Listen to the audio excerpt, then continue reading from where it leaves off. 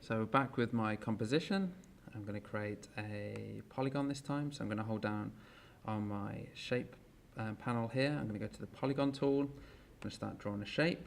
I'm going to go up and down on my keyboard, and I'm going to make a six-sided shape this time. I'm going to hold down Shift, and so it locks into basically being straight. And then I'm going to let go of Shift. I'm going to move its anchor point, press Y on my keyboard. Once again, that's not the anchor point that I want. Click on my shape layer, go to the anchor point here, drag to the center, making sure that I've got snapping on. Go back to my shape layer down here, hit enter, and let's call this six-sided shape. Click off it. I'm going to align this to the middle of my composition. So I've got a line here, but if I can't see that, I go to Window, Align, Window, and Align. I'm going to snap it to the center of my composition, and there you go. Bang in the center is my six-sided shape. So now we're going to change its position. So if I press P on the keyboard, it comes up with position property. I'm going to make sure that my timeline goes right to the beginning. And by now you should know that if I click on this stopwatch, it creates a keyframe. Now if I scrub down my timeline, say to 1 second, I'm going to move my shape across. And as you can see, it's not moving across. Why? Because as you can see with my arrow, it's got that weird shape next to it, which means I'm on the anchor point tool.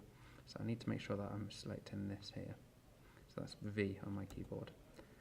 So now I've already got my first keyframe set.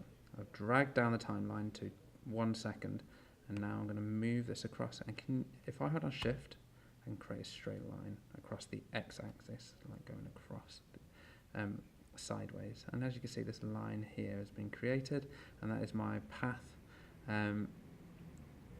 of my position moving. Now let's go down further down the timeline to 2 seconds or thereabouts, and let's drag up this time. So I'm going to click on my shape, hold down Shift, I'm going to create a line, and as you can see here, the position path is slightly curved, and that's what After Effects does automatically, and we can change that later on in a later tutorial, but just to be aware of that.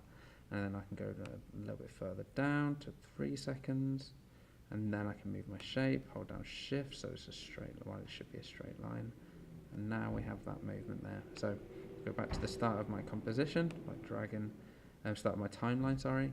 If I drag this down right down to the beginning, hit spacebar,